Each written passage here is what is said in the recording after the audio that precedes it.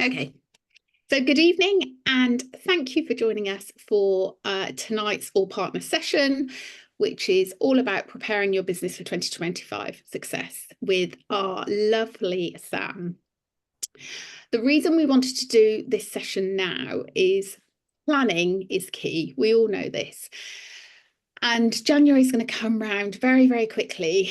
And if we're not prepared going into the new year, we're not going to execute our plans as well. This is the time when we need to start doing some planning, some reviewing to really go into the new year strong. As always with these sessions, any questions, pop them in the chat. And I will monitor the chat as we go along and ask Sam to answer your questions. For those of you who might not know Sam, I'm super excited that she said yes to doing this session. Sam is a member of the Business Development Programme and is a leader and established mentor. And lots of you know her. And Sam, like all of you, has been on a bit of a journey with her business. And I was really privileged last year to see Sam talk about how she was going to stop running and barking in her business and focusing on all her attention on qualifying as a leader and kind of release and let go and take a step back and pause. And actually what happened was Sam continued to qualify and has grown a phenomenal business over the last year. Not completely changed, but really reinforced the stuff that was working, amplified the stuff that she wanted to focus on to make her business stronger. And I think this year has proven that all the hard work she's put in, which obviously a lot of it has been around planning, has really made a difference in her business. So I know you're all here to hear from Sam, not from me. We just keep adding people. But I want to share some thoughts around why planning is important first, and then we're going to get into the nitty-gritty with Sam. She'll take over and talk about how it works for her, and she's going to get you working because we like you to actually implement stuff so that you can go away and know how to use the brilliant tools that Sam has created. So first tip, everybody who knows me knows that I love this quote. I love Brian Tracy. Every minute spent planning saves 10 minutes in execution. So this is all about spending time working on your business rather than in your business. When you're so busy, take for instance this time of year, you're so busy doing the thing, selling the books, working with your teams, you don't have time to hover above your business and decide where you need to focus next, what your strategy is. So we really need to understand that if we're constantly doing stuff, we're not really going to move forward that quickly. The key is to spend time planning on a regular basis so that you can actually, sorry, the waiting room is very busy, you can actually move forward a lot quicker. So by taking a moment to clarify what needs to be done, you're going to avoid unnecessary steps, avoid mistakes, avoid distractions. Ensures you stay focused by spending time planning, and you can tackle those high priority tasks without wasting time figuring out what's next or procrastinating. So the next tip is planning reduces overwhelm. So without a clear plan, it's really easy to feel overwhelmed by the sheer volume of tasks and goals that you have. And obviously you're all self-employed business owners. You could work forever. There will always be someone else to follow up, something else to do in your business. But a well thought out plan breaks down big goals into manageable steps and makes it less daunting. So when you know exactly what needs to happen and in what order, it takes the pressure off you and gives you a sense of control. It also is less taxing on the brain, so you use less mental energy, which I'm a big fan of. You've got a lot of things going on in your head, not just your Usborne business, your life, your other jobs, your children, your partners, volunteering, whatever else, studying, whatever else you're doing. So spending this time planning can really reduce that overwhelm in life. And planning helps you anticipate obstacles. So here's just a breakdown of how to break your goals down. It's very simple, and Sam's going to use her strategy with you, which is genius and I love,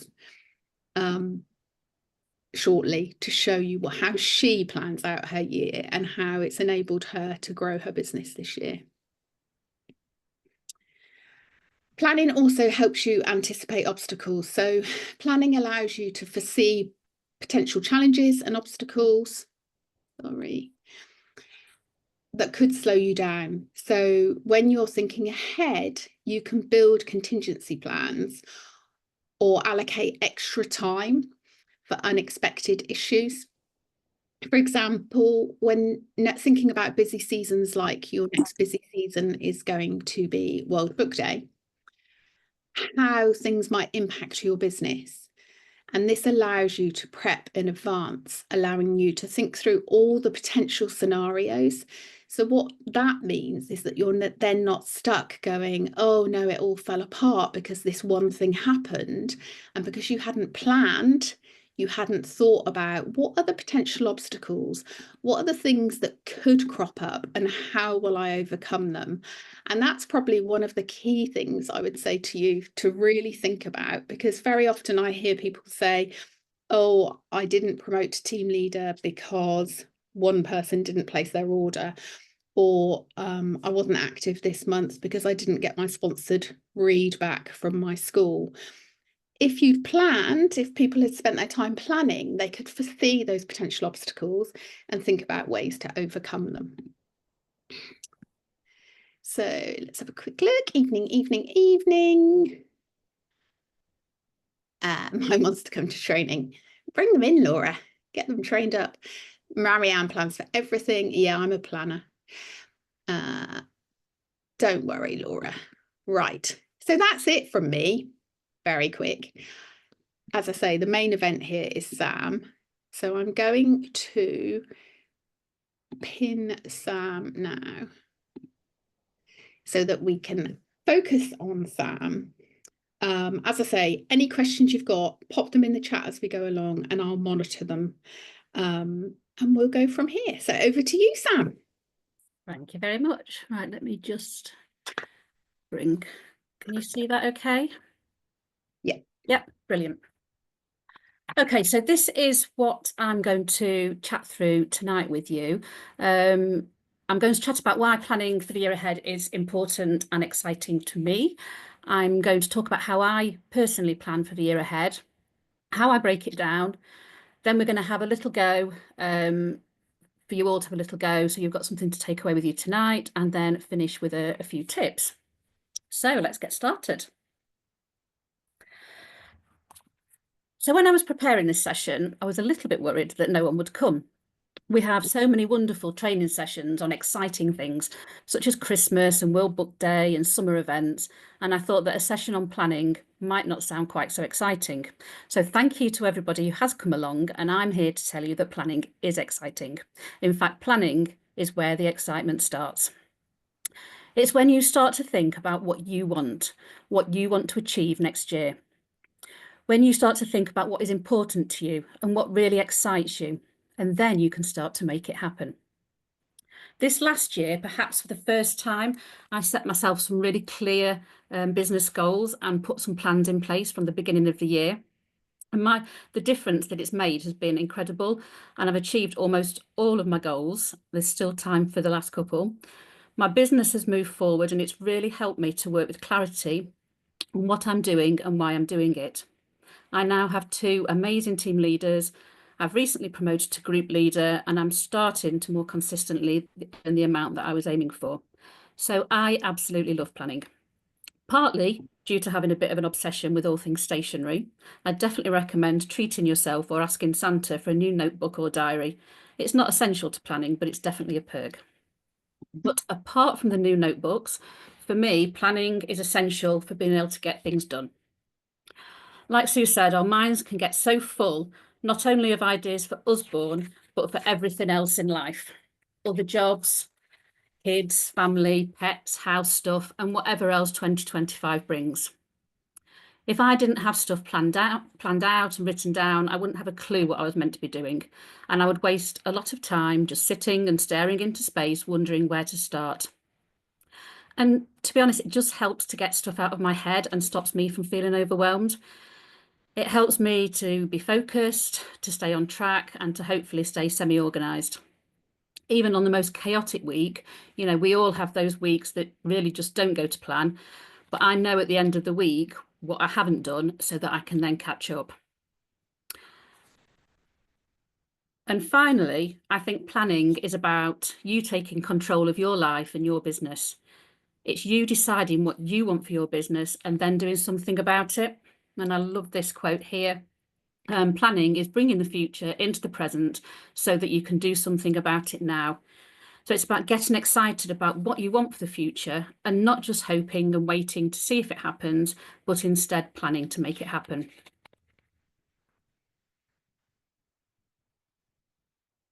So how do I start planning for the year ahead? First of all, I'd recommend starting early.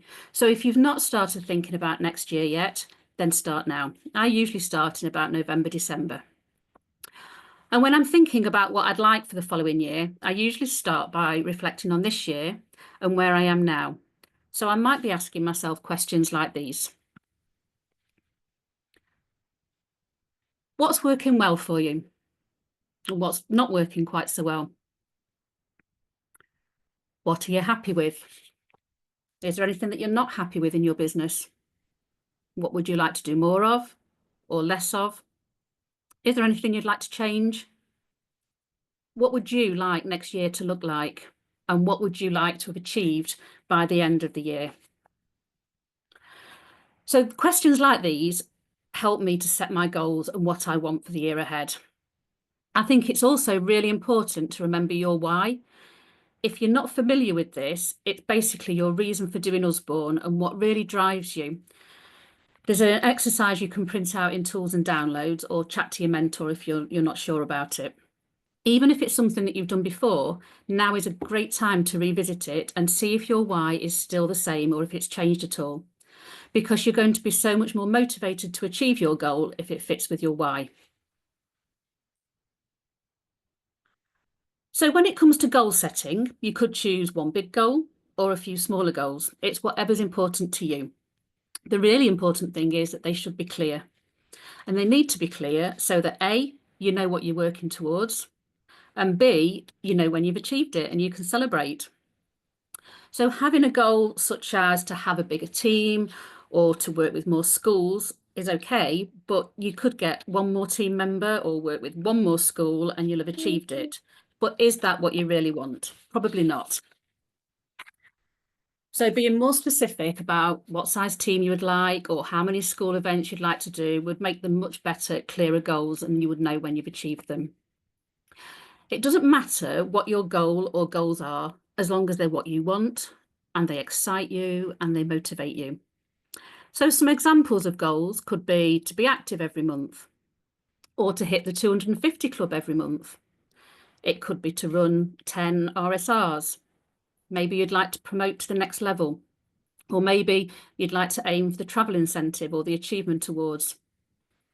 If you're struggling to think of a goal, maybe have a chat to your mentor about what might be a good goal for you and your business.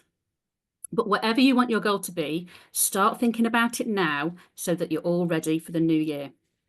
Otherwise, by the time you come out of the Christmas fog and you stop sitting on the sofa eating cheese and chocolate, you've got the kids back to school, and then you start thinking about your goal, January will almost be gone and you will have missed a whole month. And there's nothing worse than aiming, for example, to be active every month or qualify as a team leader every month and it not happening in January, so you start the year feeling deflated.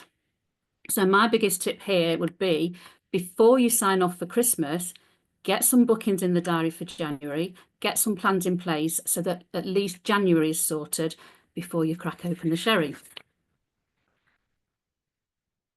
So how do we break it down?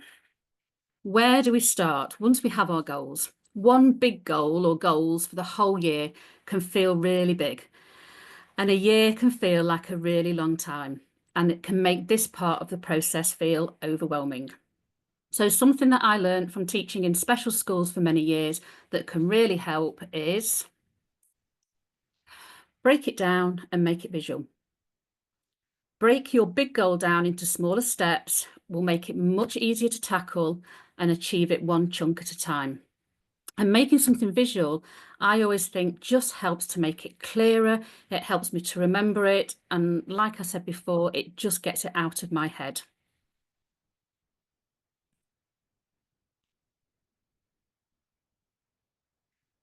So one way we can do this is by really simply breaking our yearly goal or plan down into smaller seasonal plans, then monthly plans, then weekly plans, etc. If we think about seasonal plans, the Usborne calendar already breaks our year down into 3 really clear chunks: spring, summer, and autumn. What would need to happen in each of these seasons in order for you to achieve your goals by the end of the year? And have a think about all the opportunities that each season gives us. For example, spring is a great time for starting a book club. We've got World Book Day, we've got Easter and Children's Mental Health Week. In the summer, we've got the transitions to new schools, school starters and school leavers, summer fairs and book hunts.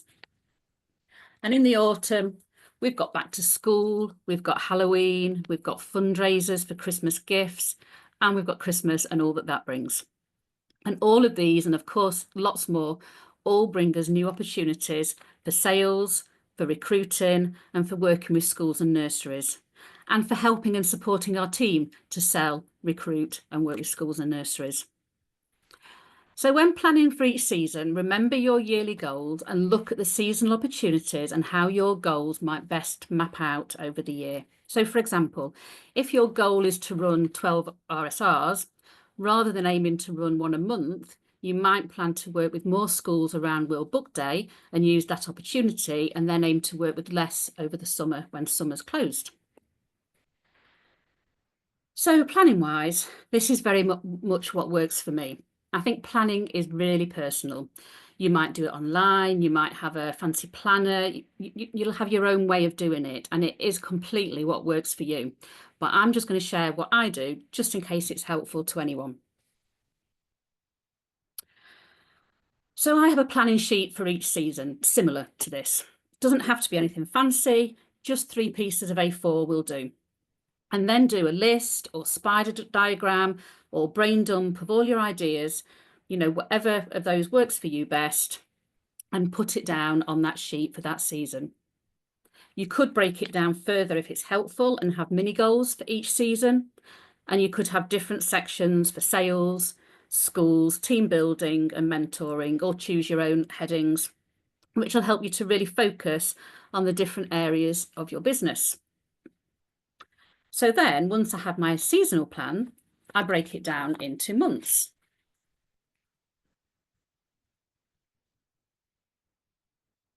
So the sheet on the left is my monthly planning sheet, where I put down all my ideas and tasks for that month. I break mine down to show any bookings, my ideas for sales, ideas for supporting my team that month, and also my recruiting tasks. I pop my priority goals and aims at the top of the sheet, and I have a volume map at the bottom. And then on the back of that sheet, I can do a to-do list with all the things that I've got to get done that month. I personally like to have all 12 sheets printed out for the year ahead, not completely filled in because I do that as I go along, but it's just really useful for planning ahead and mapping out my year.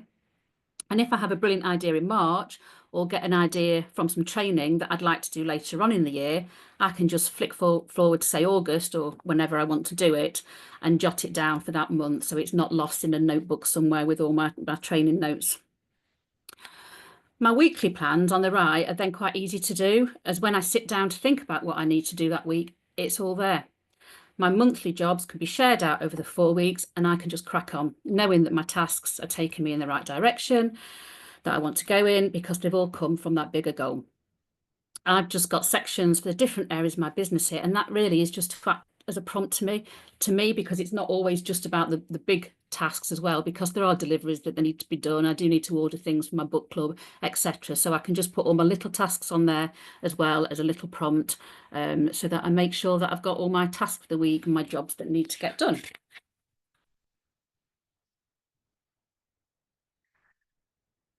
So we're now going to have a little go at mapping out 2025 so that you've got something to start with, or at least you've had a go and can see if it's something that might help you or that you could adapt. So first of all, in the notebook or whatever piece of paper that you're using at the moment, just have a go at writing down what your goal might be, or one of your goals might be for next year. You may already have a clear goal in mind, which is great. If not, don't worry too much about it now. Maybe just choose one to have a practice with. It doesn't have to be a keeper. So it could be one of the ones mentioned earlier, such as be in the 250 club every month, promote a team leader, or work with 12 schools. So just jot down the goal that you're going to work with this evening.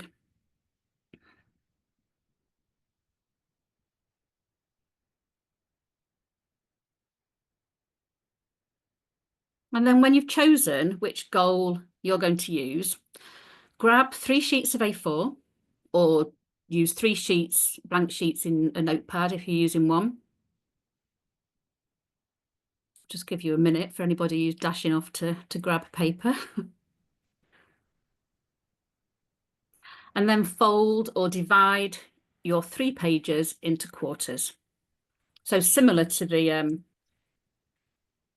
planning sheet there. And you can write spring on the top of one, summer on the next, and autumn on the third.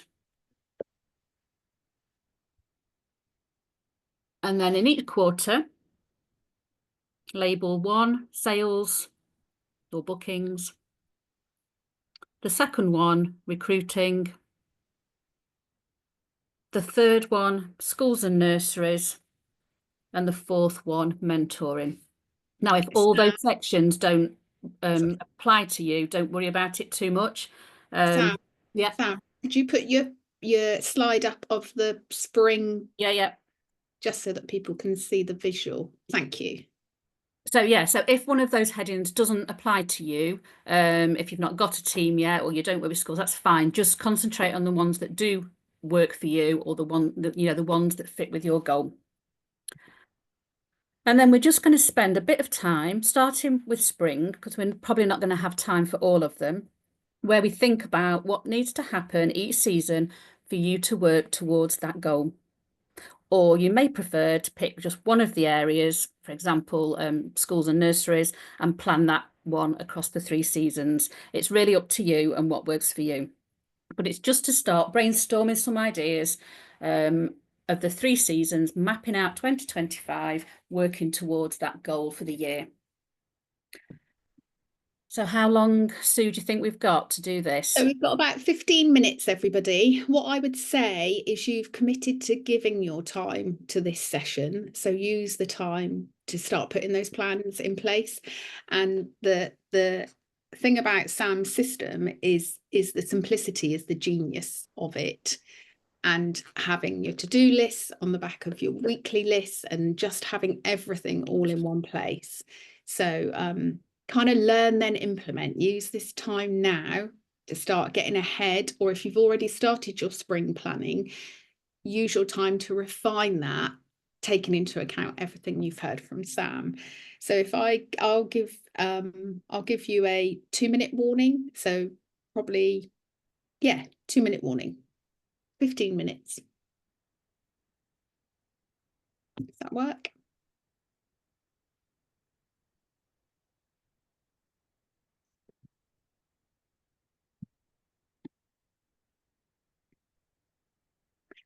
Marianne says, Sam, any advice for those of us who find identifying the goal the hard bit?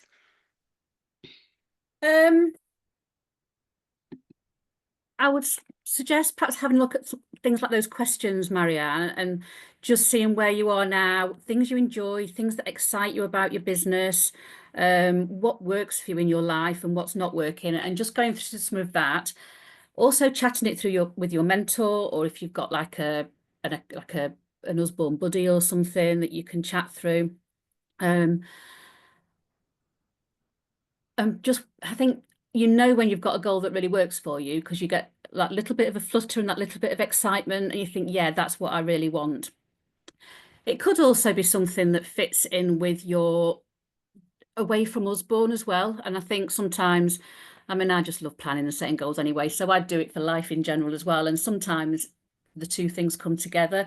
So it's how Usborne fits with the rest of your life might influence what you want it to be for this next year, if that makes sense. Thank you, Danny. Thank you. Everyone's loving your planning sheets, Sam.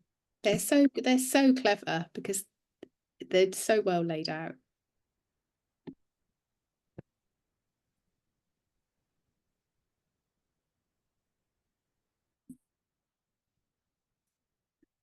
I don't think I can see the questions.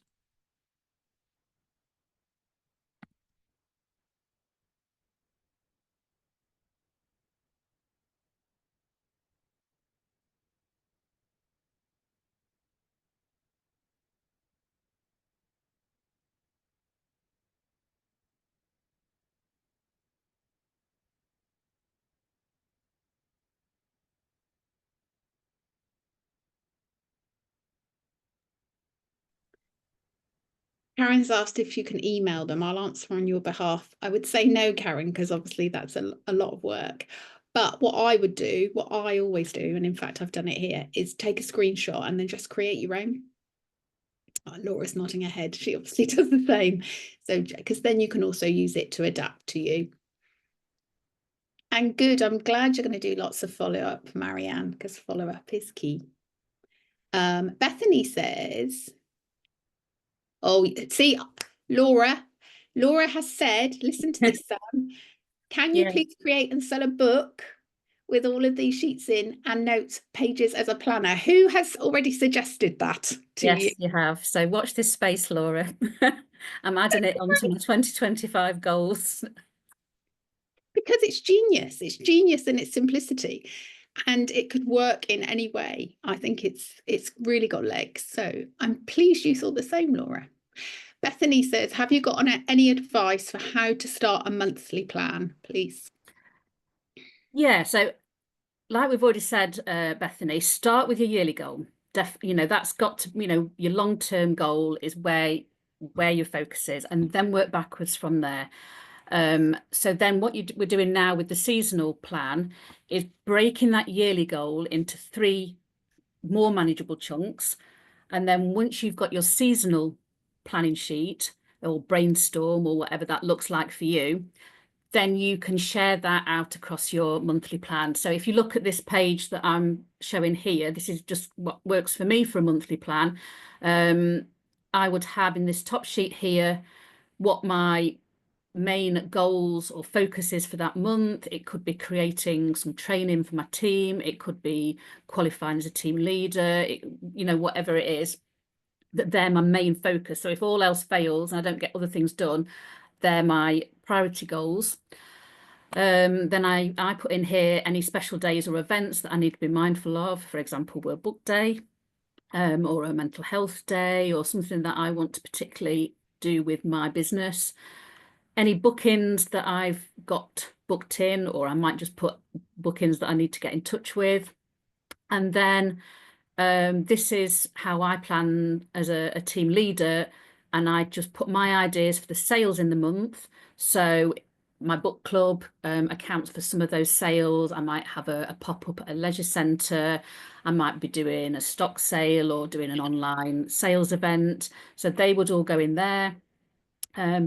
Things that I might want to be working with my team with. I don't know if you've got a team yet or not, Bethany. So it may be for some people it is just the sales bit. If you've got a team, then I would start thinking about what I'd like to focus on with my team, any incentives that I might have, or little fun competitions, anything that I feel that, you know, maybe before the summer, I might do some posts or training about summer stalls or World Book Day or whatever. And then In the last column is my recruiting tasks, anything that I need to do or anything new I'm going to try or any sort of strategy for the month. And then if you are a team leader, that's the volume plan at the bottom, broken into £150 chunks so that I can sort of map out where that's coming in from. Does that help at all, Bethany? I'm not sure where you are with your business, so I'm not. Yeah, I hope that is helpful. Just ask another question if you need anything different. Marianne says, can she see the questions slide again, please? And my dear, wait a minute. I think you can. I might have to just go off the chat because I can't seem to do both. And Bethany said, yes, that's great. There. I need to apologise, Marianne. I mean, they're not set in stone, these questions, Marianne. These are just some that sort of came into my head. You know, there might be other ones as well. And Laura says, put her on the pre-order list.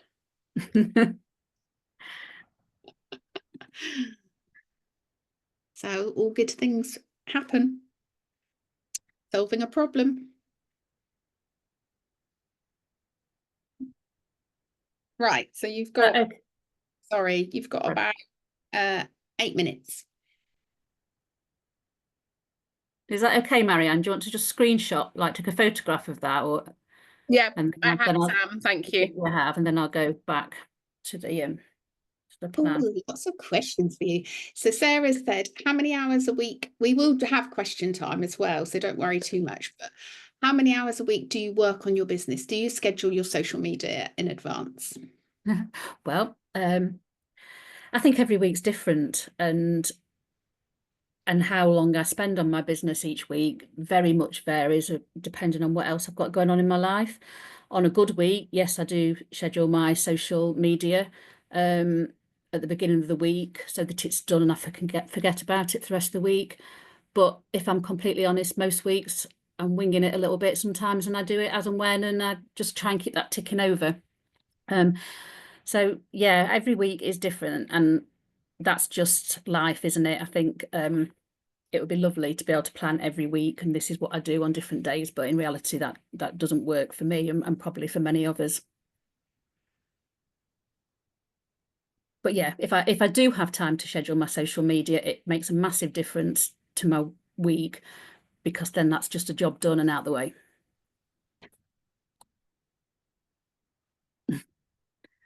You can have a signed one, Laura. It'll cost you a pink gin or whatever it was you were offering earlier. So Karen says there's a lot of very valuable information in this plan. There really is. Karen, how long do you spend each week, month planning? So how much time do you have, like allocated time that you plan each week, or how does it work? Not really. Do you know what? I think in a way I'm sort of doing it all the time. I think planning is just very much part of what I do. So sometimes I will have dedicated times. At the beginning of the week, I will plan my week. So I'll look at that monthly plan, and I perhaps do it at the beginning of the month actually, and I'll spend a bit of time thinking, right, what can I get done this week? That can wait till next week. That can wait till the third week of the month, whatever. But things do change, so there's a bit of jiggling around as the month goes on.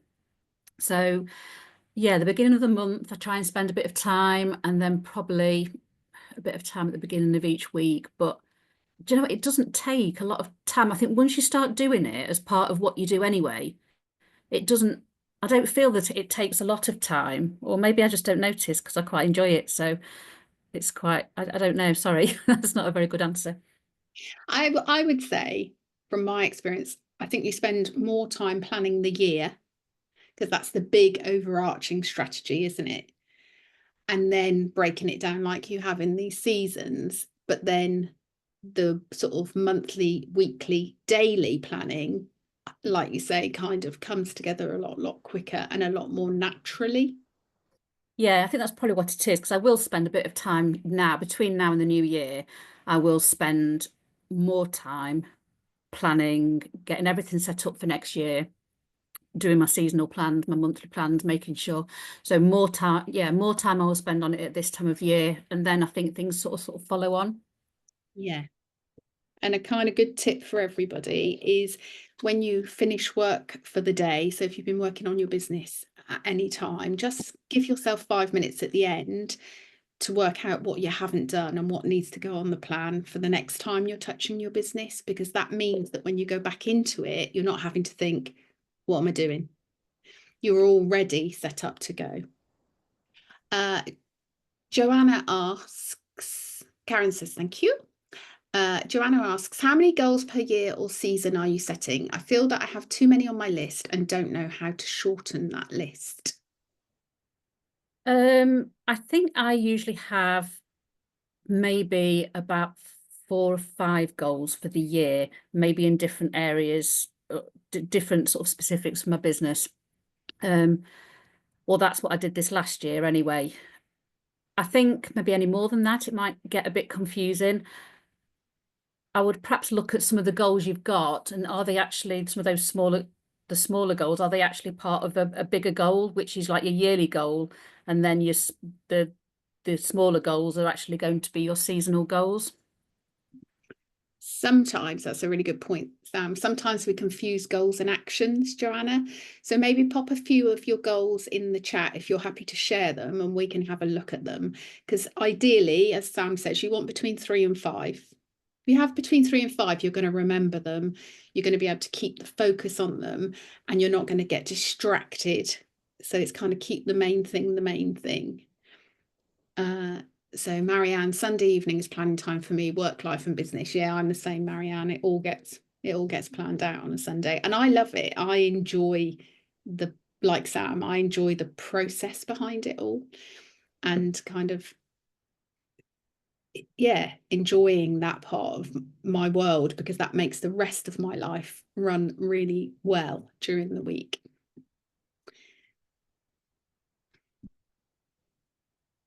So you've got about 7 minutes, but we're having lots of questions going through anyway. 3 to 5 yearly goals. Yes, Danielle, for your business. Yeah. I mean, I have 10 goals for my entire life, because any more than that, you're going to start getting really overwhelmed.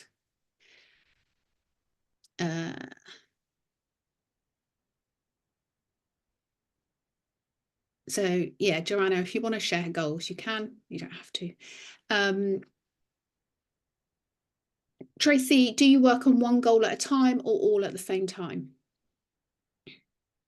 My yearly goal, like my 4 or 5 yearly goals, I would be working on them all every month and every season. So that's when I break them down and then look at like the sales or the recruiting or the working with my team and what I would need to do in those areas to work towards those goals.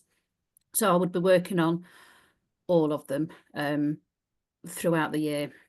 There may be a different focus, you know, some might be more focused than others at different times, but yeah, I would they would all be worked on throughout the year.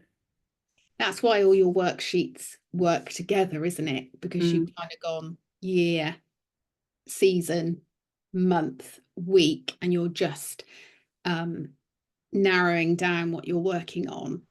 But can you bring up that other slide where you show your monthly and weekly plan again, please? Yeah, so Tracy, if you look at this, what Sam's done here with her monthly planning is she's put on there all the areas that she needs to look at to achieve those goals. So she's keeping the main thing all the time by knowing I have to look at all these different areas to achieve my goals. So as Sam said, depending what your goals are, you might not have all these areas. It's working out what's the goal, and then what areas do I need to put on my monthly planning sheet to achieve them. Vicky says, Sam, do you have examples of what you put in the weekly plan for people? For example, in the mentoring bit or recruiting, is it specific actions, e.g. plan team training, talk to 20 new people this week, etc.? Yes, definitely. That's exactly what it is. So in the recruiting section, yes, it might be do 30 minutes follow-ups 5 times a day, print out new recruiting posters for my next stall, do a leaflet drop if you know, whatever your recruiting actions are for that week and ideas, then yeah, those tasks would go in. It's like the things you need to do that week, and the same with the mentor. Yeah, it could be planning training. It could be, yeah, I can't think of anything else off the top of my head, but yeah, that's definitely what it is. Then I've got my deliveries, my team leaders to be, so that might be posting something in the group, it might be check-ins with certain people. So yeah, any actions that you need to do. So it is just like a task, like a things to do list, but I just break it down so that I don't forget anything really. That's good. I like it. Thank you. Joanna says, yep, thanks, goals and actions. You were right, I've mixed them. Yeah, it's really hard sometimes when we're not used to doing our goals. We start writing all the actions down and thinking, oh, I've got loads to do, but that's not the goal. The actions are the things you do to achieve the goal. Lindsay, I am putting 1 to 2 goals onto each section within the season. Just to clarify, is this correct? Yes, and if it works for you, then yes, it's correct. So if it helps you to break down to like a couple of like smaller goals for that season, then it's absolutely the right thing to do for you. Good. And Gliga says, I don't have any commissions on this, but this kind of planner can be made personalised on Agendio. There, this has got legs, Sam, without a doubt. Superstar, thank you, Sam. This is an amazing session. It is so good because you can implement it really quickly, and it's something you can replicate with your teams. And it's all in one place. That's what I love about it. You've got everything together and you can put it in a file and you can refer to it and you can go back to it and you can build up a history. It is genius. Marianne, I have to go now, school tomorrow, but thanks for showing me where I need to spend some time. Nicola will be on my case. Nice to see you, Marianne. So we've got about 15 minutes left. Obviously, you've been asking lots of questions all the way through, so please keep asking your questions. Sam's got a few top tips to share as well. Sally says, this is so great. I've already started planning, but I think this is going to help me so much now. Thank you, Sam. Yeah, it really is genius. So what we can do is we'll give you another 5 minutes and then we'll wrap up and do the top tips, answer any last questions, and that'll be done if that all sounds okay. So yeah, 5 more minutes.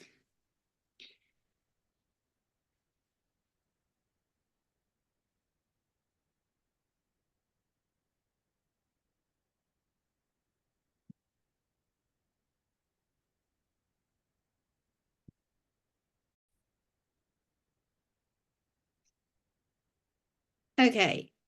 Gliga says, do you have a fixed time frame when you plan for the next week? Sorry, I'm not sure. So with your planning, I think they might have missed when you said about you. Oh, when I plan for the next week. Yeah, if on a good week, I'd do it on a Sunday evening. Sometimes I'll get up a little bit earlier and do it on a Monday morning. It's, you know, depending on what I've got on at the weekend or what I've got on at the beginning of the week. So, yeah, so I sort of plan as close to the beginning of the week as I can, or the end of the previous week, and just write down those tasks that I've got to do the following week. And if there's something then I've not got done, so if I've got my weekly plan from last week, I can go through and I'll have ticked things off and I think, well, actually, I didn't get that done. So that just then carries forward onto the following one. Do you prioritise those tasks, Sam? I'll put a little star next to the ones that I've got to get done. Okay, nice. And then I have then I have another book, which is like an A4 page to view book, which is just my daily. It isn't just Usborne, that's everything goes on there. So then that's what I've got to do today, appointments, I have my Usborne task, anything else I've got to do, and it all goes onto there for my daily thing. But yeah, Nice. so my priority tasks will go onto there so I know what I'm doing. It really does stop the feeling of overwhelm, doesn't it? Yeah, definitely. Do you also do a recap of things that have got done, things that haven't? Yeah, so I always check what I've not got done. And if it's an important thing, then I would definitely, you know, it should have to be carried forward. Lessons learnt. I don't do that on a weekly basis, but I do try and do a monthly review sheet, which is another sheet that I've got, which I've not shared tonight. But I do a monthly review sheet where I just have a bit of a recap of sales or team sales, any new team members, things that have gone well, things like that, things that I need to remember for the following month. Nice.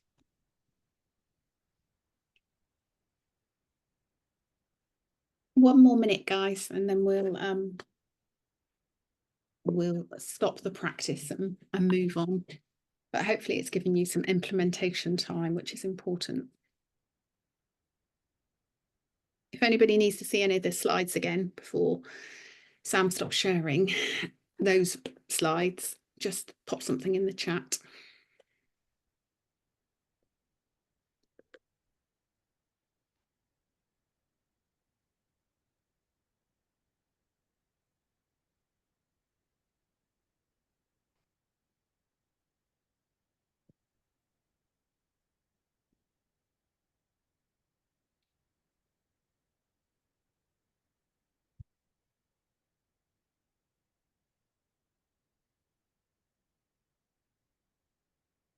Lindsay says, can she see the questions again, please? And she can screenshot it. There you go. Thank you. TLTB, Tracy, is team leader to be. So that's if Sam is working with people who want to promote. So if one of Sam's goals is to promote out leaders, she will then have a strategy to seek out those superstars. If you want to take over from there, Sam. Yeah, that's what it is. So it's just how I work with my with people who want to promote, really, and any tasks. Sometimes the training or the information that I'm sharing with them might be slightly different to the rest of my team, just because their needs might be slightly different because they're working on different things. Nice. It really helps you get intentional on where you're going, doesn't it? Like it. Okay. So hopefully that's given you some implementation time. So I'm going to pass back to Sam now to continue. Where? Oh, click back on. So hopefully you've started getting a few ideas down. And this is something that you can finish off yourselves if it's useful, or you can give it a go when you've got your clear goals sorted. Then once you've got your 3 seasonal plans or brainstorms, you can split it into your 4 months. And then the important bit to do now is to look at what needs to happen in January and think about what you need to do now before January. So just a few tips to finish with. That I feel are important. So number 1, planning on its own is not enough. No point having amazing goals and plans, but not actually doing anything. Plans will only work if you then take action. Don't forget to plan what you're going to do and when you're going to do it. 2, plans can be flexible. We've already said that plans are very personal, so how you plan is very much what works for you. And plans can be, and usually need to be, flexible. Life happens and things can change, and that's okay. They're your plans. Some people might come out in cold sweats when they're thinking about planning, but what I find is that amid the chaos of the day, if I find that I've got 30 minutes to get something done, I don't spend that 30 minutes thinking about what I need to do. I know what I need to do, so I can make best use of the time that I do have. 3, have backup plans. It's always useful to have a backup plan for when things don't go to plan. A stall might be cancelled due to the weather, or a school might take longer than expected, collecting in their sponsor money and choosing books following an RSR. These things happen, so don't rely on them in order for you to promote, qualify as team leader, or reach the 250 club. Always have a plan B. Number 4, review your plans regularly. This could be at the end of each month or season or a mid-year point, but it is really worth reviewing your plans to see if they're working for you. Is your goal still the same? What have you achieved so far? Does anything need to change? If you get to halfway through the year and you've not achieved anything towards your goals, don't keep doing the same thing because it's not working. You need to change your plan. Or do you need to extend your goal? You might find that you've achieved your goal by July, so you need to go bigger by the end of the year.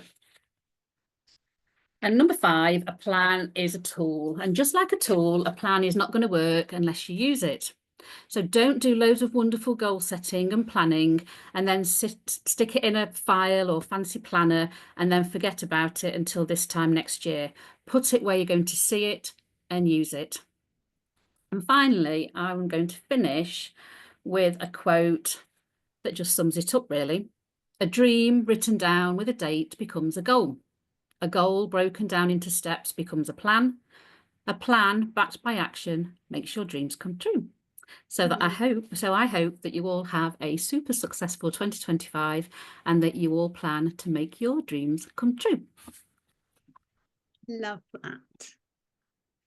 So we have 5 minutes. If anybody's got any more questions, pop them in the chat. And can you put in the chat, as always, your top takeaways, please? What have you learned in this session that you're going to go away and implement, or it's reminded you of something that you think, oh, I must do that? Planning sheets for Laura.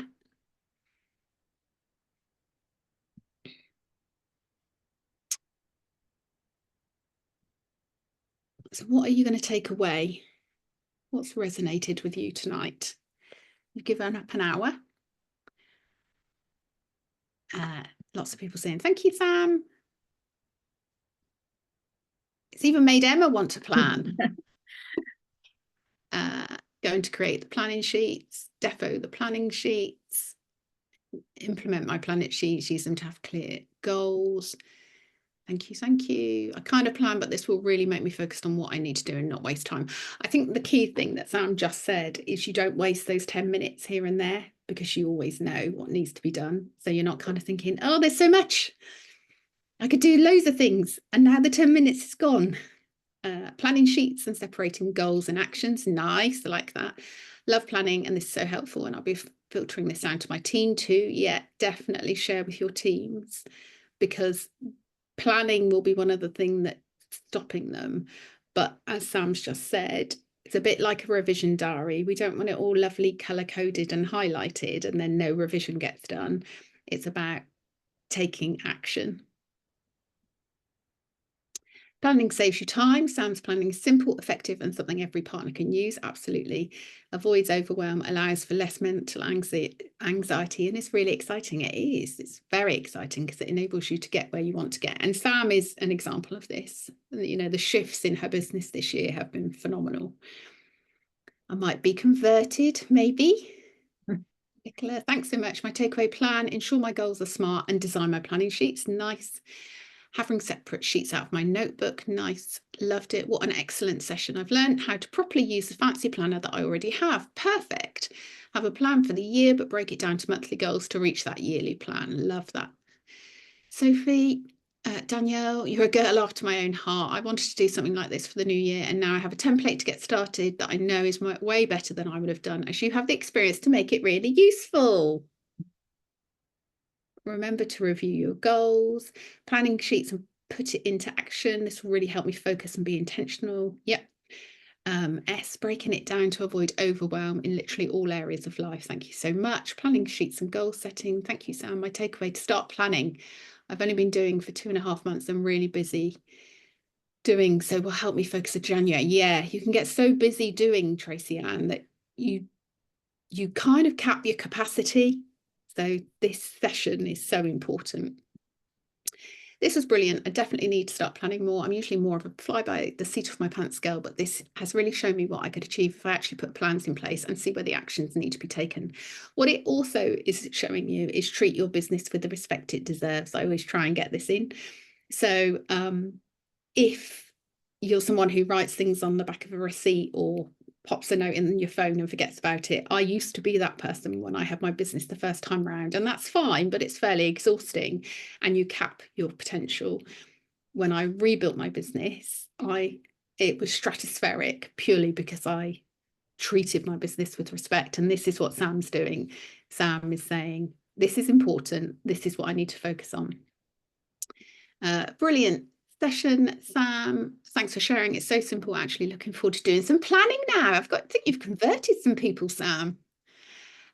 Joanna, setting clear goals, making them doable. Thanks for setting seasonal and monthly goals. Maybe basic, but brilliant. Yeah, absolutely. The best things are, Joanna, the basic things are the things we remember, and they're the things we keep doing and repeating.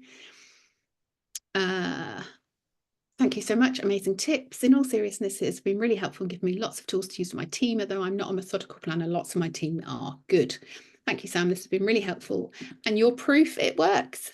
Absolutely. So lots of lovely feedback there for you, Sam. Thank you so much. Yeah, thank you, everybody. That's really nice to read. Yeah, I don't think you realise how clever that system is. It's really good. So thank you, everybody, for spending your time with us this evening. Looking forward to seeing all your 2025 plans happen for you all. And the movements and shifts in your business next year are going to be super exciting. And Joanna says, and I love the opening thought that planning is where the excitement starts. I'm already excited. Yeah, it's about a mindset. So thank you, everybody. And we will catch up with you all soon. And thank you again, Sam. That was absolutely phenomenal, as I knew it would be. Thank you very much. Bye, everybody. Bye.